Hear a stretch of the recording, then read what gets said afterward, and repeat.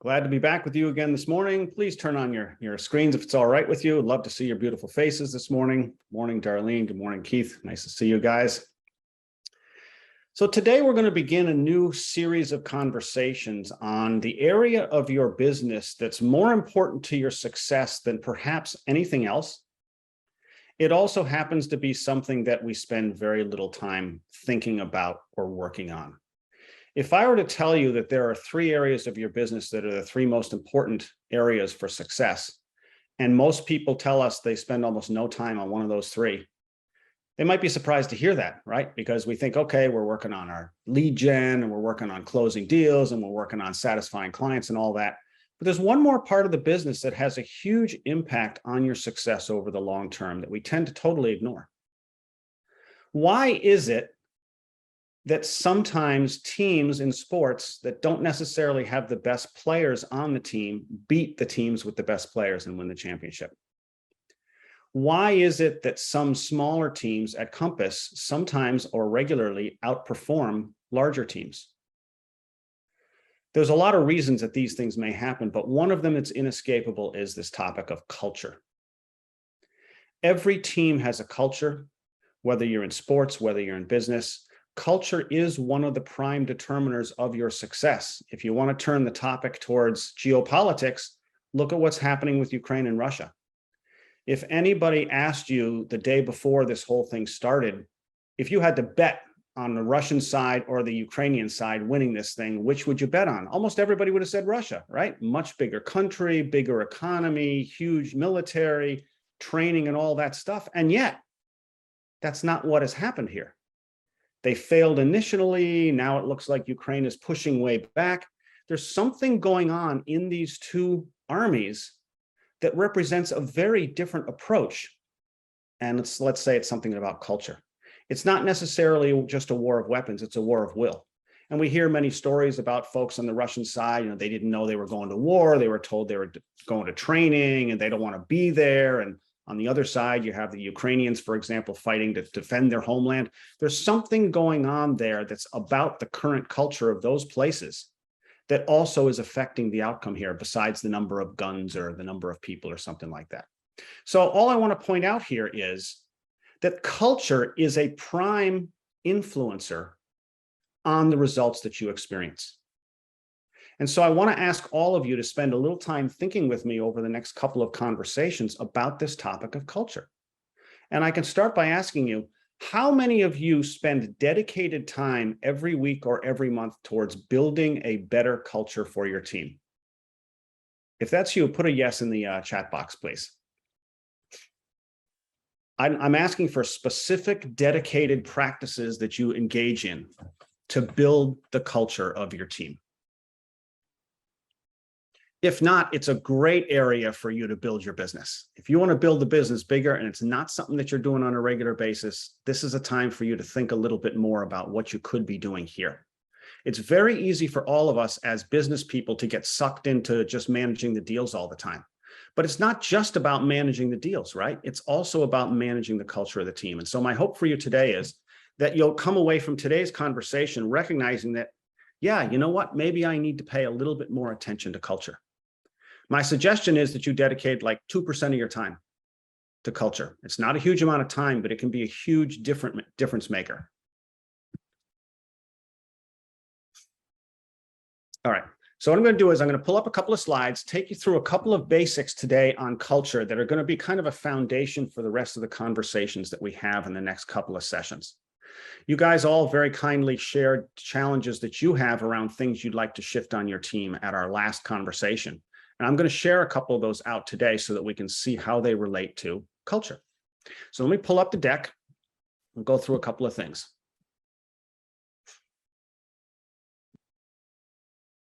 Okay, switch this.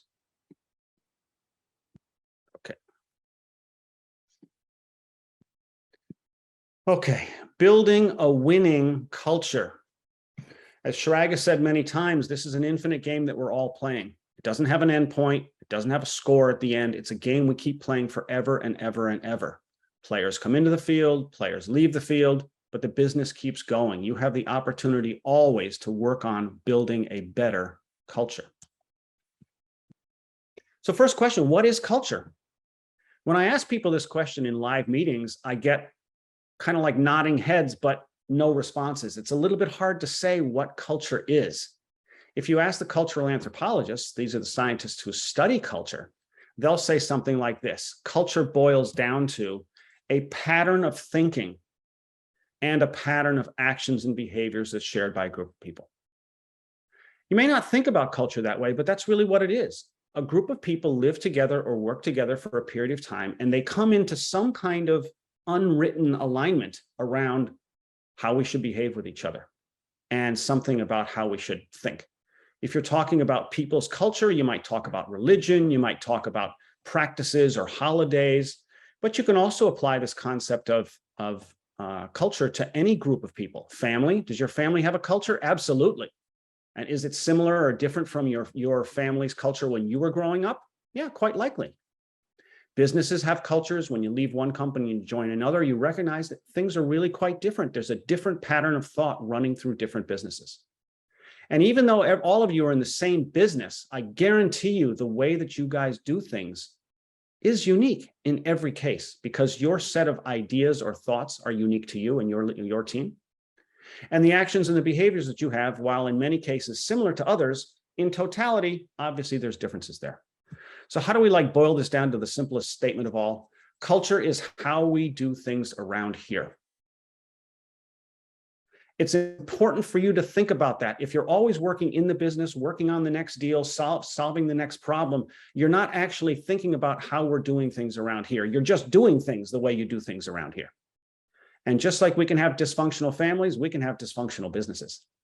Now, chances are your business is not dysfunctional, but also equally likely, it could be that it could be better. So where does culture come from? Culture comes primarily from three places. When we say, how is it that we do things the way that we do them around here? It really comes from three things. Our mindset as leaders, and maybe collectively as a team, but certainly as the leader, you have the biggest influence over the mindset of the team. And the mindset includes two important areas: values and beliefs. Structure of the team. What kinds of roles have we chosen to put on our team? Some teams have a marketing person, some don't. Some have a transaction coordinator, some don't. Some have an admin who is also the transaction coordinator, some don't. The structures that we put into place do influence how we do what we do, of course. And finally, everyday actions that we all do are contributing to the total output of the team. So we all have daily habits and practices. In a sense, everybody on your team is like uploading themselves into the culture of the team.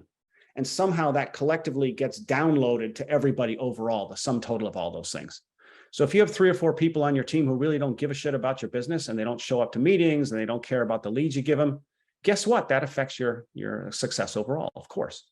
If you have other people who are willing to stick with you through thick and thin, no matter how tough the market gets, no matter how tough the clients get, they're going to hang in there with you, and they're going to collaborate and be flexible and get the deal done. That's a great element to your particular culture. So when we're thinking about building culture, we have to recognize that these are the 3 areas that we have to consider how they're influencing what it is that happens here. We'll talk about values a little bit today. Why does culture matter? Well, there's thousands of reasons, but there's 3 important ones from my point of view. First, the culture that you have on your team greatly influences the willingness that the people have on your team to stick with it, to work with each other, to work through all the difficulties, to put up with all the stuff that's hard about this business. Secondly, when you have a winning culture, you can enjoy predictable and consistent value delivery to clients. Every time your team stumbles internally, there's a risk that somehow that stumble turns into a loss of value delivered to a client. You didn't get back to them fast enough, or you didn't give them good advice, or the paperwork wasn't done right. Any one of these things could happen if you don't have the right structures and habits and practices in place. And finally, brand. So many of you are so concerned about your brand or your agent's brands, and rightly so. It's really important. But you don't get to great brand projection without having a great team. It's impossible. To be able to project a consistent and clear brand image to others, you have to be clear about what it is, and you need to be doing the right things within the team so that those things happen. So we'll talk about each of those things later. Here are a couple of examples of culture. What does culture look like on a daily basis? Remember, what we talked about was it's about the expression of values and beliefs. It's somehow tied to the roles that you've selected. And it's also about habits and actions and behaviors. So here are some examples of that. Our agents don't show up at our meetings. That's a cultural element for you folks, for some of you. We send an anniversary gift for 3 years to every client. That's a cultural habit. We believe our lowest priced clients deserve the same service as our highest priced ones. That's a belief. That's an element of mindset. And finally, in our meetings, the team leader does all the talking. Everybody just sits there and listens. That's a cultural habit. I'm not saying any of these things are good or bad. I'm not trying to endorse any of them. It's simply examples, right? These are the way we do things around here. Remember, that's the basic definition. Our culture is the way we do things around here. Now, some of these might be positive for your business, like the second one. Some of them might be negative for your business, like the first one. Let me share with you a couple of the examples that you guys cited when I asked you last week. What are the things that you would like to shift about the way you guys do things, or something that you feel is getting in the way? And you'll see how these are all cultural elements. Here's what you said. One person said, people are used to working independently and do not want to commit to coming into the office.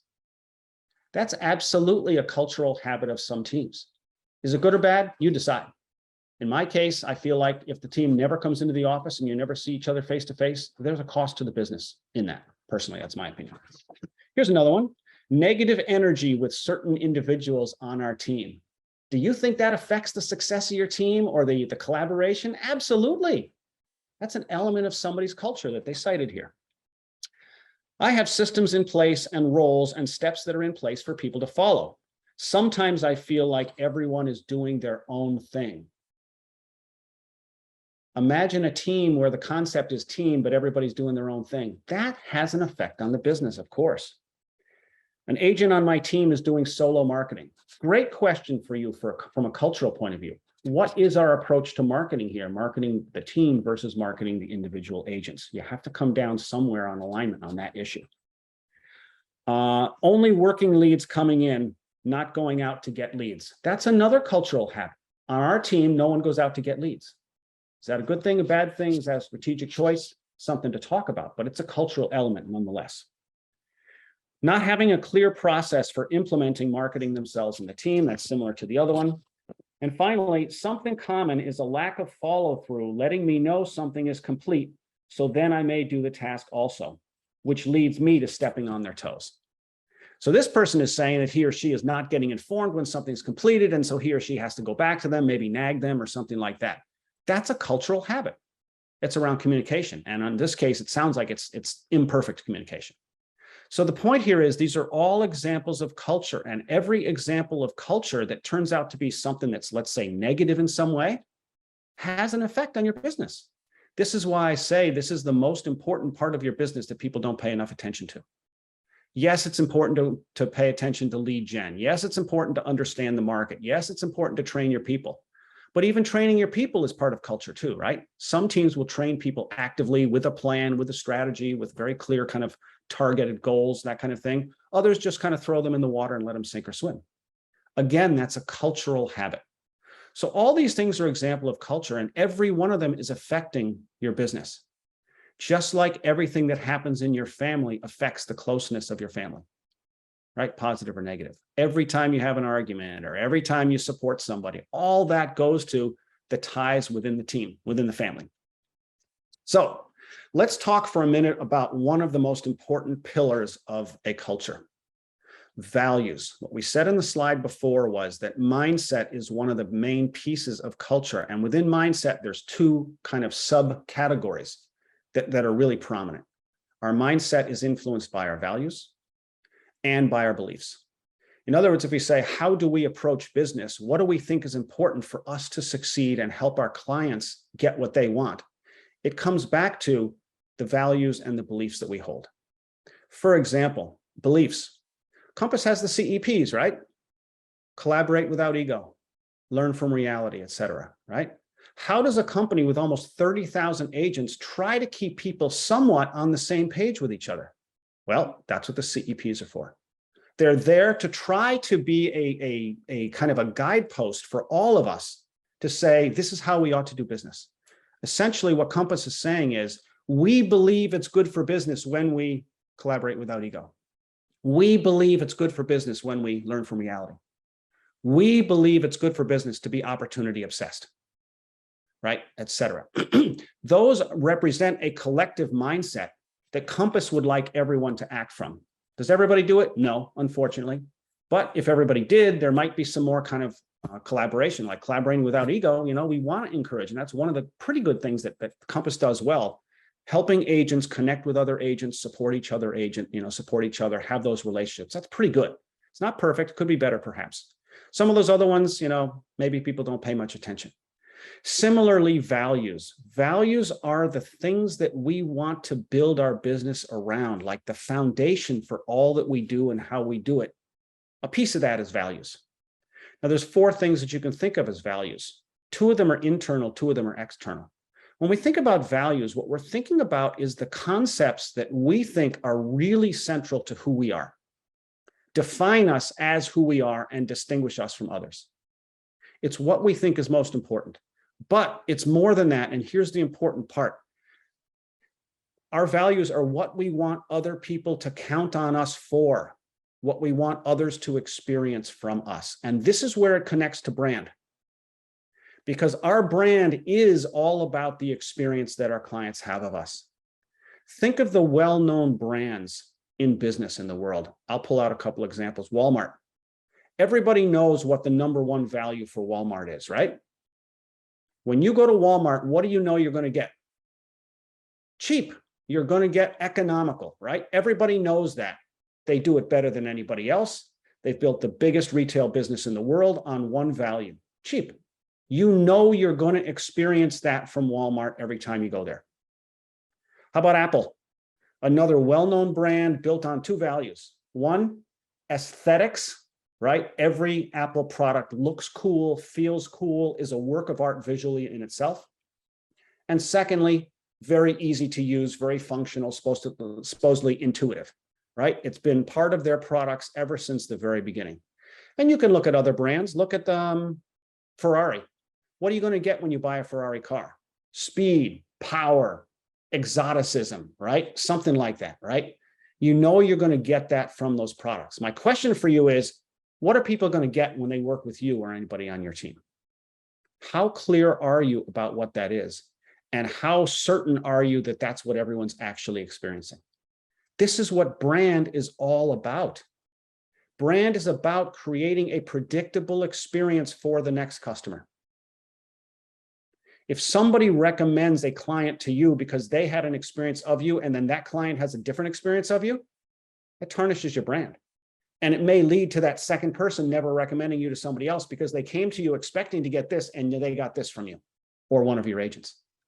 This is how values ties directly to brand. Does that make sense? So here's what we're going to do. I'm going to suggest that for those of you who've never done this before, you take some time this week and the next couple of weeks to identify the values that are most important to your team. I'm going to give you a list. I'll show you the list here in 1 minute. I'm going to give you the list that will list a whole bunch of values on it, and you can choose a couple off of them. What I'm going to suggest is you schedule a discussion with your team with this list in hand. Talk through the list. You might need a half an hour, something like that, and say, what are the values here that are most important to us, that are core to who we are? But more importantly than that, are the things that we want others to count on us for. The things we want other people to experience when they work with us. Because you see, if you leave values just at like what we think is important, sometimes there's a gap there. For example, let's say you're very religious and you read the Bible every day and you go to church regularly, and faith is a big part of your life. It's core to who you are. It's really important to you. But is that something that you're going to inject into your business in the sense that I want my clients to experience faith from anybody on my team? No. This is why we want to be a little bit clear about separating these first 2 points from the second 2. Ultimately, the second 2 are more important. And so when we think about what we want people to experience, it has to be something that we think is important and that we want others to experience. So Schedule a discussion, 30 minutes, 60 minutes, whatever. Sit down with the values list, talk through what's on there. I'll show it to you in just a minute, and we'll make it available to everybody after today's session. Identify 5 to 7 values that you all feel really good about. Chances are there's more than that you'll all feel matter to you. That's fine, but just choose 5 to 7. And then after you've done that, you look at the list again and think it through on your own, because you're the leader of the team. And ultimately, you have to set the values for the team. As long as everybody's already identified 5 to 7 that they all feel really good about, you can easily choose 2 or 3 off of there. Don't choose more than 3. Because if you choose more than 3, it gets too hard for people to figure out, like, how do I act on that? We're going to talk later in another session about how to, like, take action off of the values. But it's important for you to identify 2 to 3 values, and then just think about them as you watch the business and say, do these 2 or 3 values really kind of stand up for me over a couple of weeks' time as being the things that I really want everybody to experience? This reflection piece is important, because when you have that first conversation, something may like jump out at you. But actually, as you look at the business and you think about the other ones that you didn't choose off of that list of 5 to 7, you might find that another one really is a better reflection for you. Now, for those of you who've done this in the past, maybe you've got some values on your website, it's still a good idea to come back and have the conversation again now. Because if you did it a couple of years ago, maybe you had different people on the team. Obviously, the marketplace is different from what it was a year ago. Things might appear a little bit different to you at this time. Ultimately, you want everybody to understand, you want everybody to agree that these things are really important, and this is what we want to project out to the world. We want to be aligned around values. Remember, mindset is the first thing on that previous slide of 3 items. Okay, so let me pull this down for a minute. Okay, so let me see if anyone has any questions. If you have a question on any of this so far, put it into the chat. And in the meantime, I'll pull up that list and just show it to you guys so you'll have a sense of what to look for when you do this exercise. So here's the chart. It's about 75 values or so. Now, what I want to say about this is that this has a wide variety of values, and you'll see many of them apply to businesses that are completely different from real estate. The point here is for your team to choose the ones that you think satisfy those 4 bullet points on the other screen. What's important to us, core of who we are, what we want others to experience, what we want others to count on us for.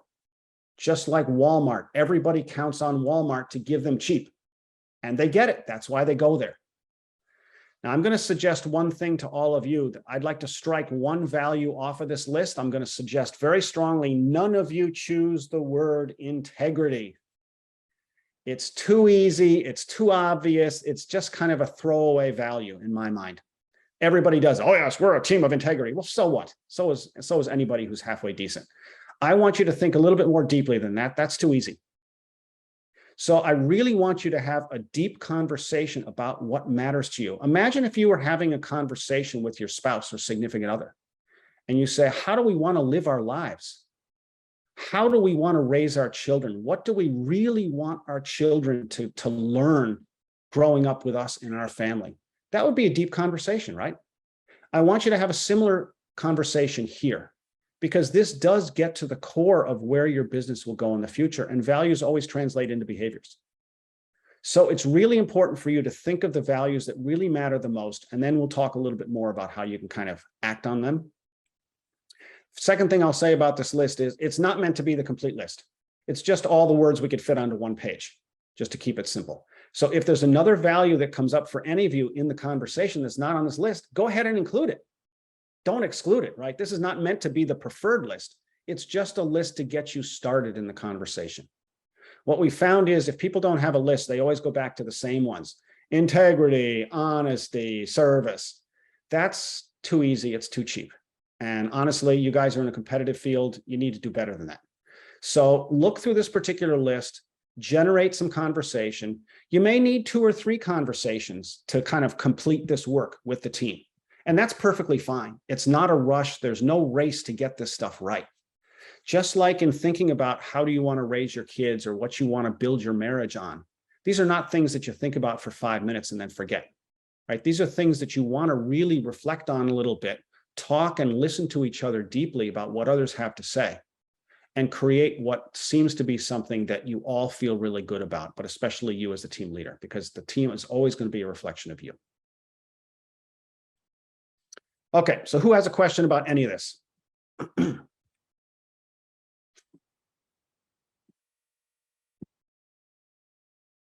All right, let me ask this question. How many of you have ever done work like this before on your team? If so, please put a yes in the chat.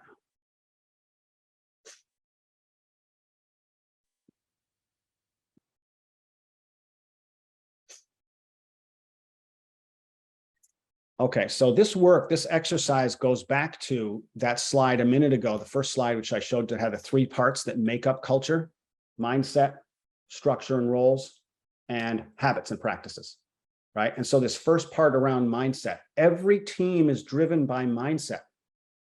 If you're on a sports team and your team lost every game last year, what's your mindset for this year? You just want to win one game? That's one mindset. Do you want to win one game plus beat your rival team? That's a different mindset. Do you want to win 50% of your games, at least get up to 500? That's a different mindset. Do you want to say, forget last year, we're going to win the whole thing this year? That's a very different mindset. Think of the mindset of everyone out there that you're competing against. This is a competitive advantage, folks. Having the right mindset and being able to act out of one kind of shared perspective on how we bring ourselves to business is a competitive advantage. And so part of that work means getting into the mental side of how you see business. It's perfectly natural that other people may not see the business in the same way you do. It's your livelihood, it's your team, whatever. And maybe they're just like part-timers or something like that. Or maybe they're 55 years old and they're just looking for something to kind of like earn some cash for the next 2 or 3 years. They're not necessarily interested in building it for 20 years down the road. That's fine. They can still have the same values and they can still act out of those values and they can project value to the client in alignment with your brand. And that benefits them in the short term. It benefits the business in the short term. Maybe it benefits the business in the long term. People come in and out of your business for different reasons, but you want to have a core mindset around which you align yourselves. And I can guarantee you, talking with agents every week, I mean, we talk with, I work with a lot of clients one-on-one, and hearing them every single day, you realize how differently people approach the business. You may think everybody just approaches it like you. Absolutely not. Some people are happy with 100,000 GCI. Some people would kill themselves if they got less than $1 million. Some people don't care about the money. They just want to provide good service for people. Some people have their business as just a way to be able to donate money to the worthy causes that they like, right? The mindsets are so completely different. And so don't assume that anybody else that you're competing against in the field, or even anybody else on your team, has the same mindset as you. That's why this work to get clear and aligned on what your culture is so important. This is what allows a team that doesn't necessarily have the best players on it to beat the teams that do. This is one of the factors that's influencing whatever is going to happen in Ukraine going forward.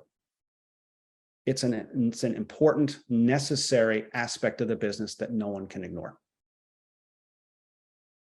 Okay, does anyone have a call that has said a team for some time have anything that they want to share? Okay, Darlene, can you come off mute for just a minute? I don't quite follow your statement. Maybe I read it wrong. Oh, hello. Hello. So yeah, maybe I didn't, I was typing fast, but just like we've got 2 team members. One team member is pretty much part-time because he does something else. So we are looking, not to build a big team, but we're looking actually right now to probably get 2 more people on our team. So this is perfect for this call. So, but I was just wondering if anybody else who has a team or a larger team or has had a team for quite some time, just have anything else to add, because this is great, but just, anybody else who might have a team, because we're pretty new to that. Got it. Thank you. So anybody who has something they'd like to share with Darlene, please reach out to her offline. Or, I'm happy to help have a conversation about something like this in the future if there's more interest around this. But, the issue ultimately comes down to, if you're going to bring somebody onto your team, Darlene, and this is true for anybody, what are you bringing them into? Right? How do you explain how we do things around here? It's not just a matter of, here's our process, right? There's the human element of it, which is we have this process because, right? We make this extra phone call on our team because it's a tiny little thing, but it's really important to us because, or we have meetings 3 days a week because, I don't know how many of you folks do this, but I used to be in the travel business and I worked with a lot of hotels, and one of the most profitable hotels in America that I worked with every day. They had a simple practice on their team, which was part of their culture, which was every morning, all of their salespeople, they had like 6 salespeople on the team, and they sat down all together with the boss at 8 o'clock every morning. And every person had to say, this is what I will do today to grow our business. And here are the results of what I did yesterday. They had to share that in front of their teammates every single day. They had to go back and say, this is what happened from yesterday. And so there was an extremely strong accountability factor in there, because they had to say, no, I'm not just going to reach out to somebody today. They had to say that they followed through. They had to say what the results are. And if they didn't do it, or they didn't do it well, and they didn't get good results, everybody knows about it. So that was a cultural habit that they had. I'm not suggesting you do that. That's not the point here. The point here is they had a particular cultural habit that was extremely important to their success. And that was one of the most profitable hotels in America. In fact, that hotel earned more profit than something like 70% of all the hotels in that chain in America. And added together, right? Like you take 70 hotels from Seattle to St. Louis, to Chicago, to Austin, to all the other cities, they still didn't make as much profit as this one hotel did. And so that's the point about culture. They had a cultural practice that was extremely important to them to get out there and do what they needed to do and do it well in front of each other. So not saying you should do anything like it. The point is cultural habits matter. I'm not going to say what hotel it was because it's not proprietary, but I'd rather just not say. It's one of the New York hotels. And actually New York, that particular chain had 5 hotels that counted for 95% of all the profit out of all 250 hotels that they had. And so all 5 of those hotels really mattered to them. And that was the number one.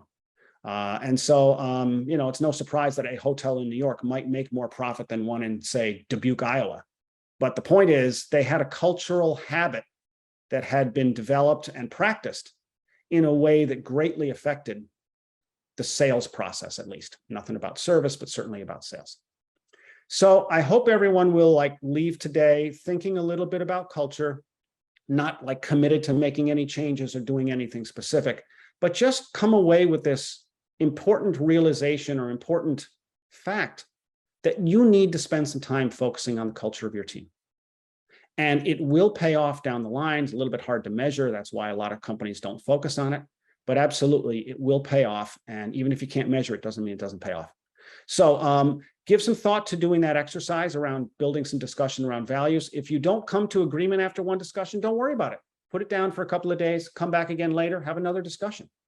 Values are something that you need to kind of discuss over time. The values kind of work really is around 3 things: clarification, demonstration, conversation.